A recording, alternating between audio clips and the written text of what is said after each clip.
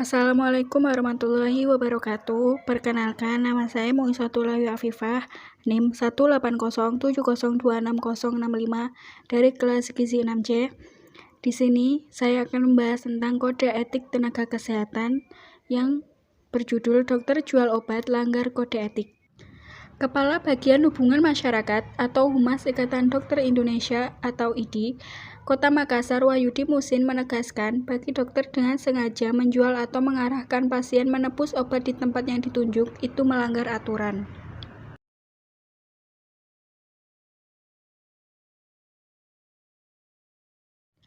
Bila betul terjadi, maka oknum dokter bersangkutan melanggar Undang-Undang Kedokteran serta Kode Etik Dokter, katanya saat dikonfirmasi wartawan di Makassar, Sulawesi Selatan pada Jumat. Kejadian ini mengemuka menyusul adanya keluarga pasien di rumah sakit umum daerah.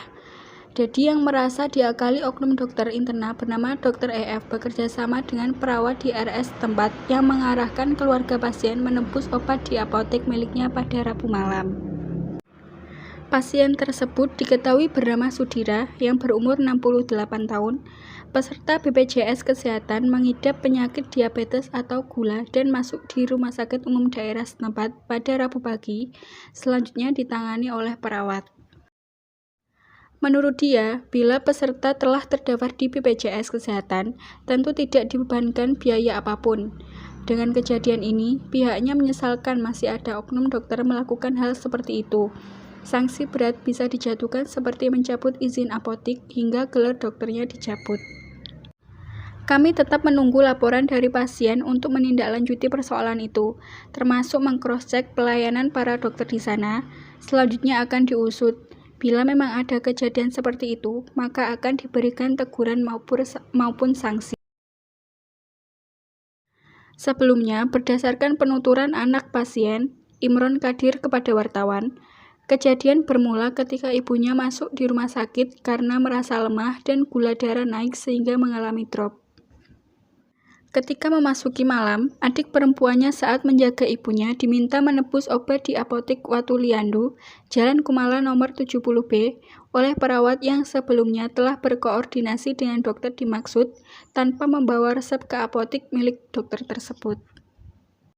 Adiknya pun berusaha ke apotek dituju, namun karena dana yang dibawa tidak cukup, hanya Rp350.000 dari harga dua jenis obat tersebut sebesar Rp450.000, pihak apotek lalu memberikan keringanan dengan memberikan obat meski tanpa kwitansi pembelian. Merasa ada keganjilan, Imron pun melakukan cross-check ke beberapa apotek dengan berpura-pura menanyakan harga kedua obat itu, yakni obat nafsu makan dan diabetes cair untuk dicampur dalam cairan infus. Namun hanya obat diabetes saja diketahui harganya Rp100.000 lebih.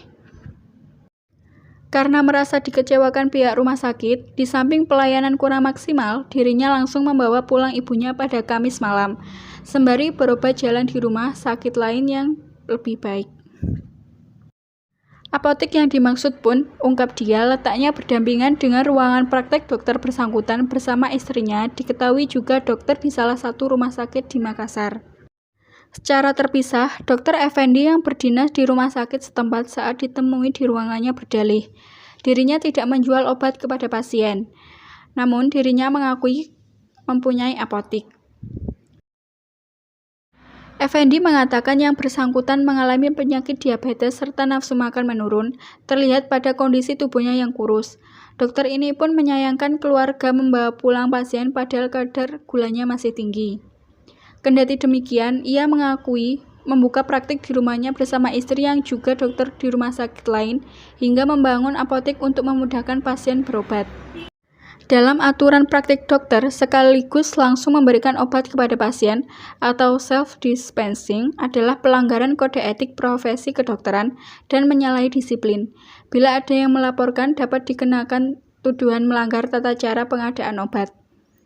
Kode etik kedokteran diatur dalam Undang-Undang Praktek Kedokteran Nomor 29 Tahun 2004 dan secara umum diatur dalam Undang-Undang Nomor 23 Tahun 1992 tentang Kesehatan. Selain itu, dispensing dibenarkan apabila tidak ada sarana seperti apotek di sekitar tempat praktik.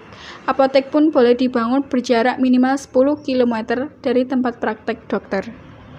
Sekian, terima kasih. Wassalamualaikum warahmatullahi wabarakatuh.